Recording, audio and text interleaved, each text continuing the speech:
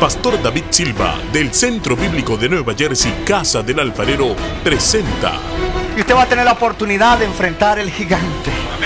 Oh, hermano, ¿sabe qué?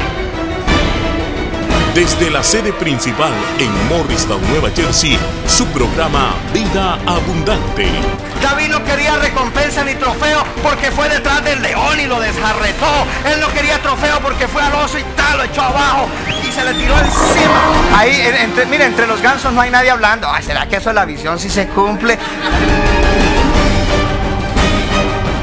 No, ahí todos están diciendo cuac, cuac, cuac. Y ese cuac hace.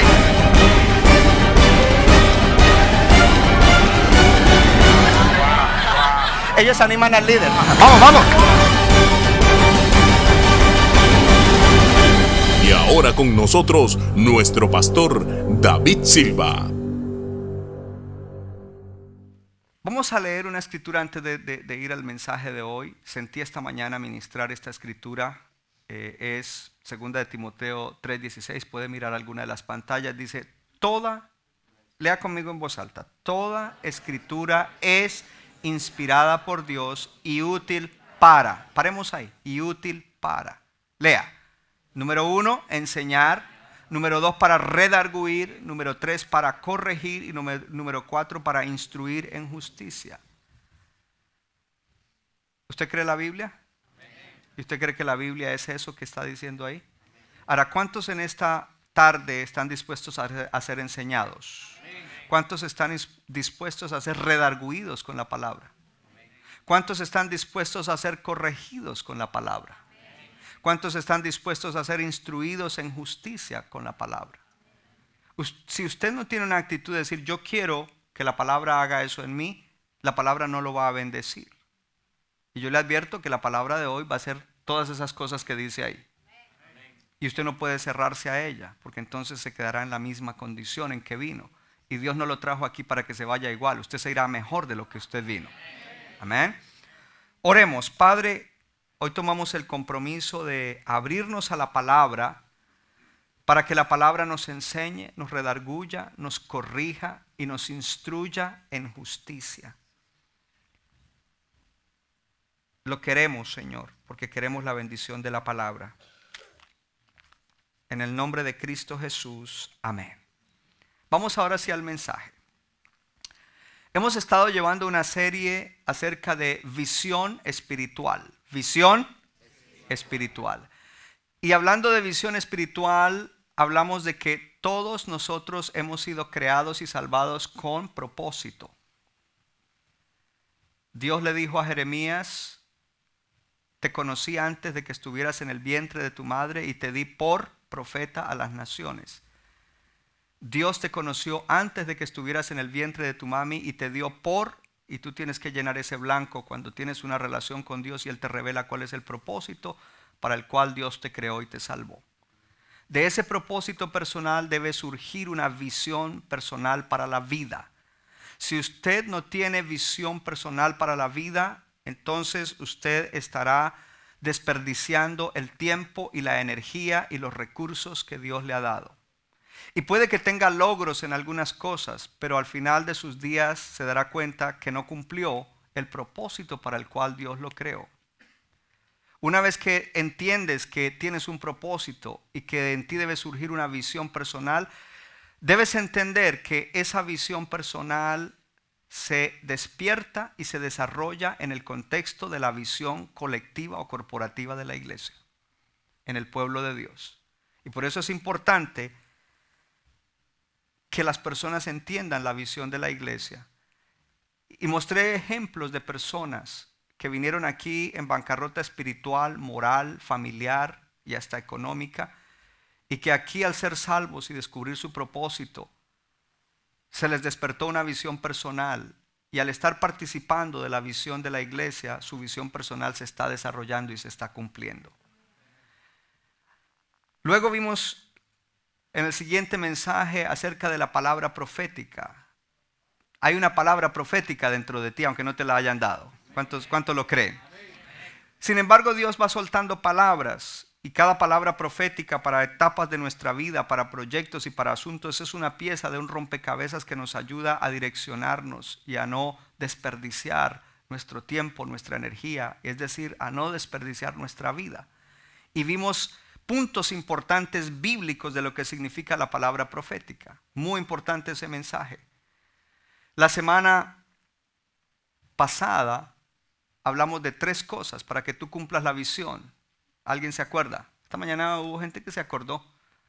3 cosas para que cumplas la visión. Número 1, necesitas recibir liberación. Porque la gente que está oprimida, que tiene ataduras, no cumplen su propósito. Número 2, necesitas administrar con el principio de primero lo primero. Y primero es Dios. Busca primero el reino de Dios. Pon primero a Dios en todas las áreas de tu vida.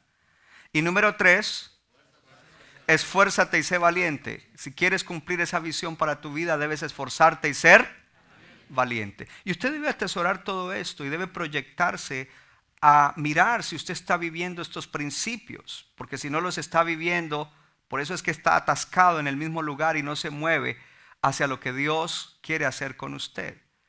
No deje para el otro año lo que necesita cambiar, lo que necesita proponer hacer nuevo.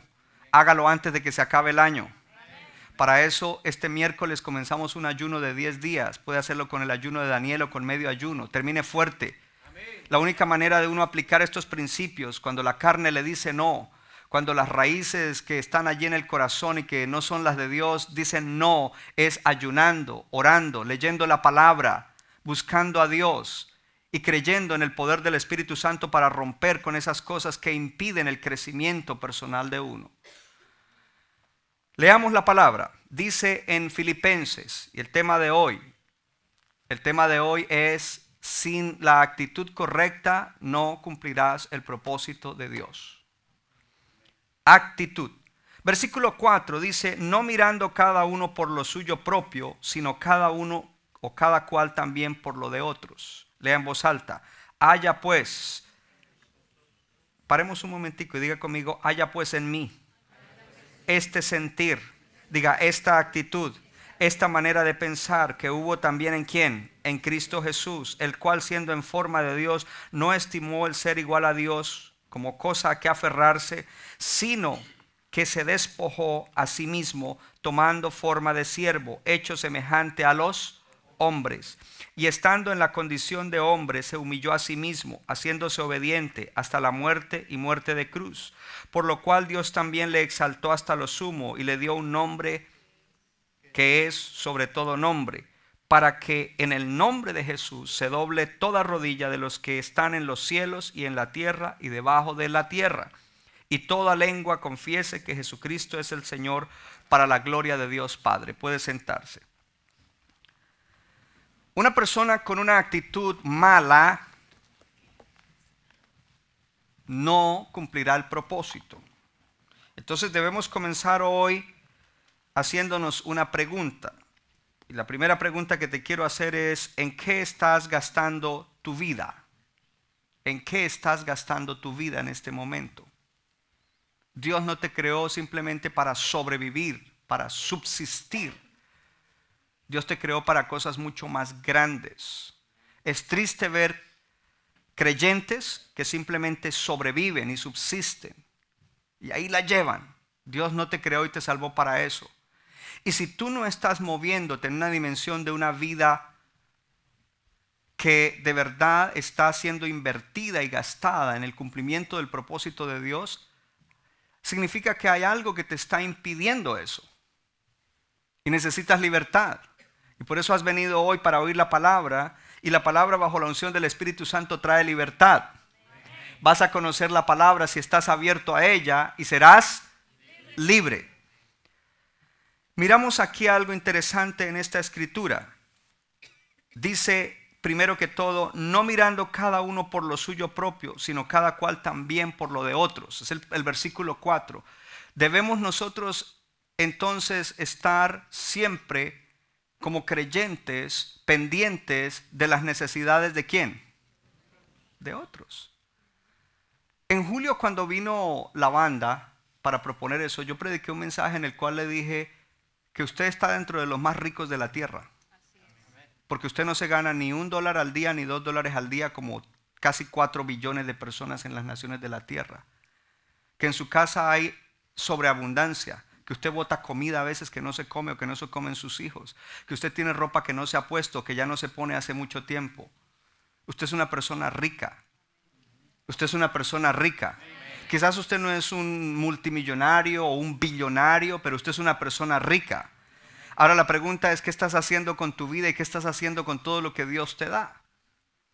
Un verdadero seguidor de Jesucristo es una persona que no es egoísta. Entonces, para entender la actitud que debemos tener, porque esto es un mandamiento, ahí no dice si usted quiere, tenga la misma actitud de Jesucristo, si a usted le parece, toca al que está al lado y dile, Dios te ordena a que tengas la misma actitud, la misma manera de pensar que hubo en Cristo Jesús. Es una orden, es un mandamiento. Porque tú eres el único que puedes determinar qué clase de actitud vas a tener. Tú lo determinas. Si tú eres una persona con una mala actitud, pues tú eres el único que controlas eso. Nadie más lo puede controlar. Y por eso hay un mandamiento y dice, haya en ustedes esa misma actitud que hubo en Cristo Jesús. ¿Cuál fue la actitud de Él? ¿Qué es lo que nos ordena la palabra que nosotros tengamos como actitud de vida? Entonces, algunas versiones dicen, haya esta manera de pensar, la cual también hubo en Cristo Jesús. Piensen de la misma manera que Jesús pensó. Tengan una disposición por la cual ustedes pueden pensar y actuar como Jesús. Y otra versión dice, esta mente de Jesús, ténganla constantemente. Otra versión dice, dejen que Cristo sea su ejemplo para la actitud que deberían tener. Otra versión dice, deja que la actitud hacia otras personas sea gobernada por tu unión con Jesús el Mesías.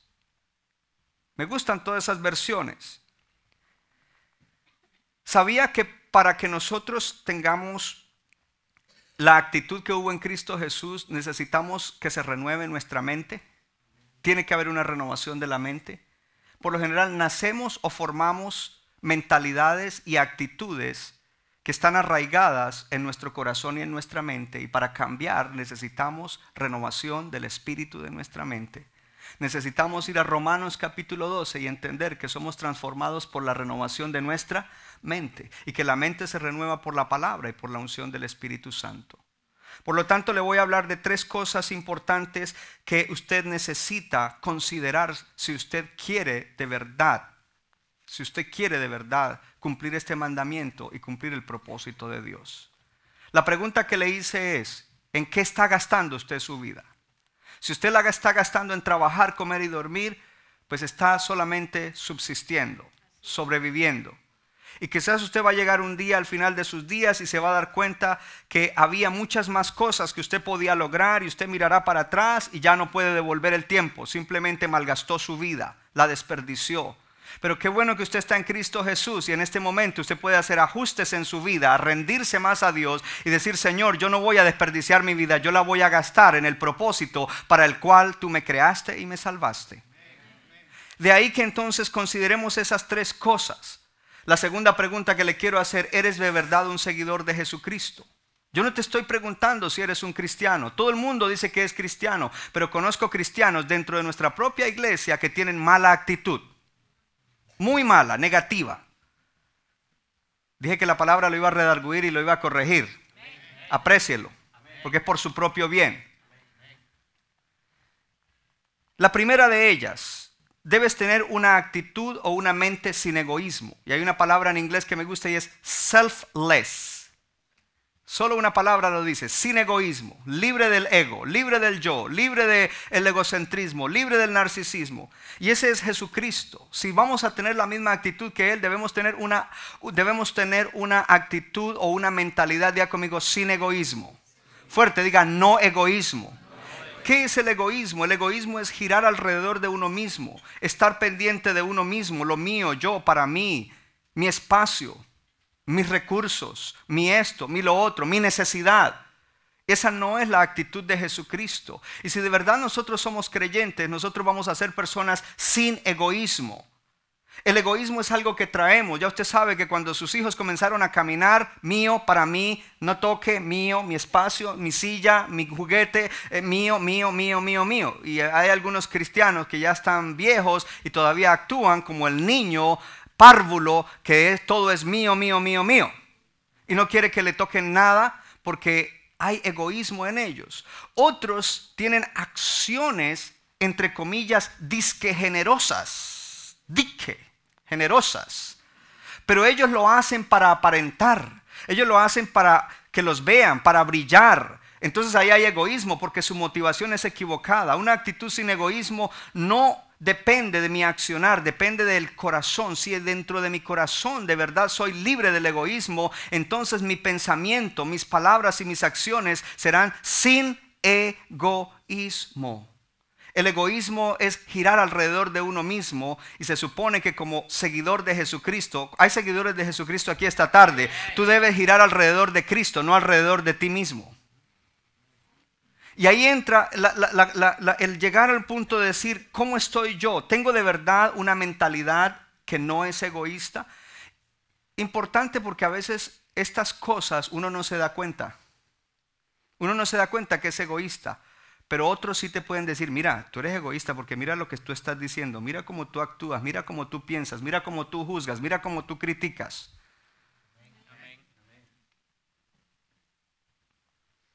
Mire, estas actitudes como el egoísmo y las otras que vienen ahí son como el mal aliento. Todo el mundo se da cuenta, menos tú. Todo el mundo sabe que... Menos tú crees, oh, qué bueno, eso le cae a fulano, qué bueno, yo no soy egoísta. De verdad deberías en tu corazón abrir y pensar, ¿soy una persona sin egoísmo o soy una persona egoísta? Y hay grados. Yo creo que hay mucho espacio para mejoramiento y para decir, yo no quiero ser una persona egoísta. Yo quiero ser una persona que puede compartir. Y mire cómo eso afecta desde el matrimonio. Porque en el matrimonio, cuando la gente se casa, el primer lugar donde se manifiesta el egoísmo es ahí, en el matrimonio. Y a veces se sigue manifestando por mucho tiempo.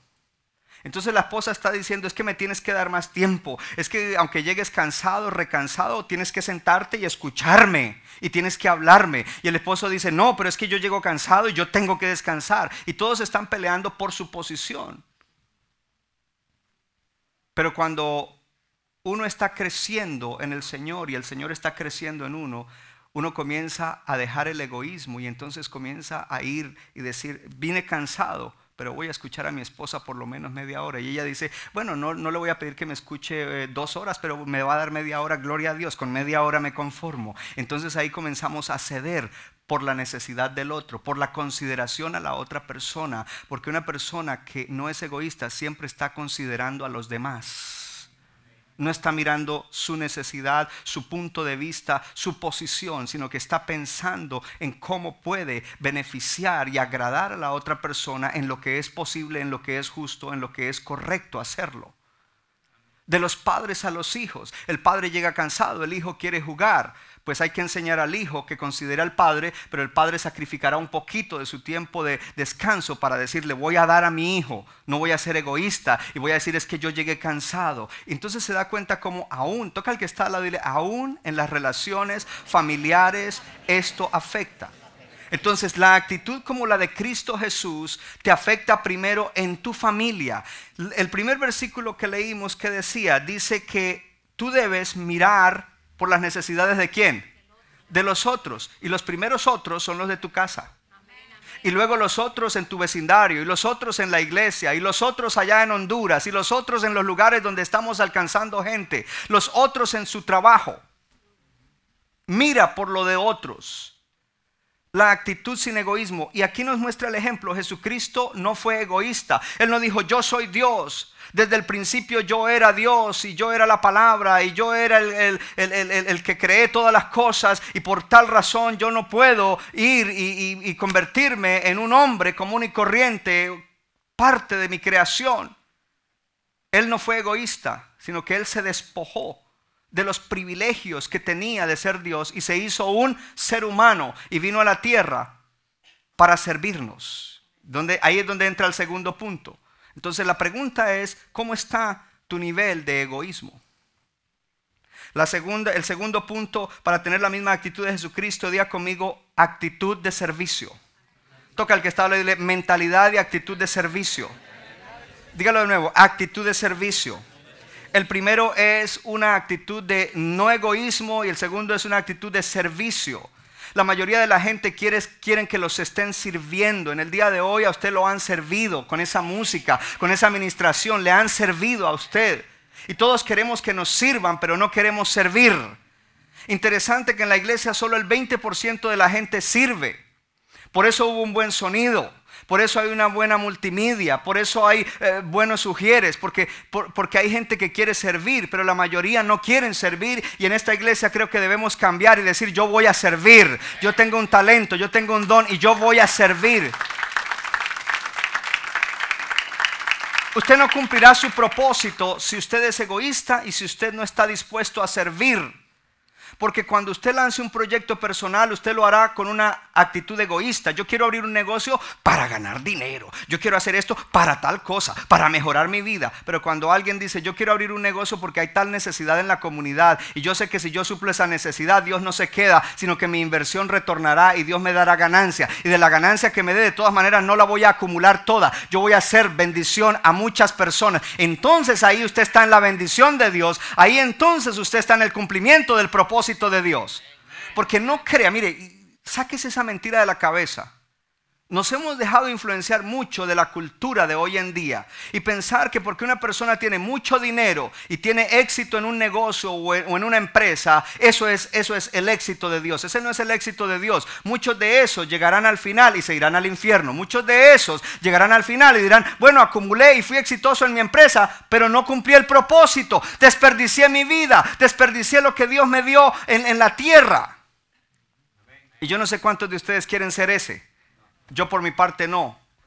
Y por eso te estoy preguntando desde el comienzo, ¿en qué estás gastando tu vida? En el libro de Lucas, capítulo 22, encontré algo maravilloso que el Señor Jesús le dijo a sus discípulos.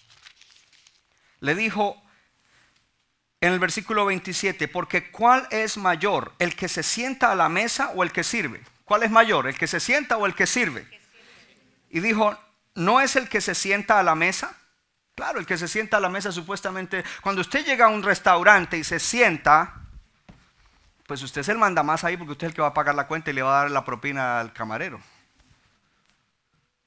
Y dice, ¿quién es mayor? ¿El que se sienta a la mesa o el que sirve? Bueno, el que se sienta, ¿cierto? Dice, no es el que se sienta, dice, mas yo estoy entre vosotros como el que sirve. Oh, dile a tu vecino, el Señor Jesucristo bajó del cielo y se hizo hombre para servirte. Dile de nuevo, el Señor Jesucristo bajó del cielo y se hizo hombre para servirte. Por eso cualquiera que niega a Jesucristo, cualquiera que no agradece a Jesucristo es un blasfemo. Y si conoció al Señor, pues es un apóstata, porque el Señor bajó del cielo para servirte. Él vino y siendo Dios se convirtió en un siervo. Uy, hermano, se convirtió en un siervo. Fue lo que leímos en Filipenses. Para que tú tuvieras salvación, para que tú tuvieras vida eterna, para que tú tuvieras una mejor vida, para que descubrieras el propósito para el cual Él te creó. Él bajó y te sirvió. Ahora, si Él bajó y te sirvió, ¿cuánto más nosotros deberíamos ser gente que estamos dispuestos a servir? Mire, servir a Dios no es algo utópico. Yo voy a servir a Dios. Yo sirvo a Dios. Yo sirvo a Dios. Yo sirvo a Dios. No estás haciendo nada. Cuando tú sirves a otras personas, tú estás sirviendo a Dios. Cuando ese maestro de escuela dominical está allí con esos niños todo el día enseñándoles, está sirviendo a Dios. Cuando esos pastores de jóvenes están aquí viernes tras viernes, escuchándoles sus quejas, escuchándoles sus dolores, predicándoles, orando por ellos, están sirviendo a Dios. Cuando ese pastor está en la oficina aconsejando gente para que cambien su vida, para que salgan de problemas, para que se dirijan en la dirección de Dios, está sirviendo a Dios. Cuando ese hermano va y visita a esa persona que recién llega a la iglesia, iglesia y lo ayuda y lo inspira y lo motiva y le enseña, estás sirviendo a Dios. Cuando esa persona descubre que hay un talento y que en la iglesia hay una necesidad, y en vez de decir, ay, ahí no es, ese ujier como que no, pues entonces si ese ujier no, párate tú ahí de ujier, pide entrar al ministerio y sirve a Dios, porque no se trata de que te sirvan a ti solamente, se trata de que si vas a tener la misma actitud de Jesucristo, tú vas a ser alguien que no está solamente para que te sirvan, sino que tú vas a servir. Uy, hermano, tú vas a servir a otros.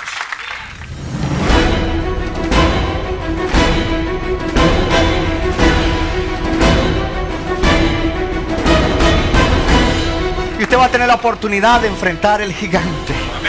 Oh, hermano, ¿sabe qué?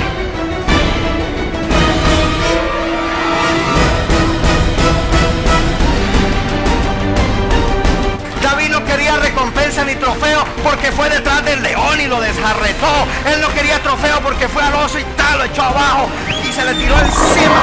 Ahí, mire, entre los gansos no hay nadie hablando. Ay, ¿será que eso es la visión si se cumple? No, ahí todos están diciendo cuac, cuac, cuac. Y ese cuac hace.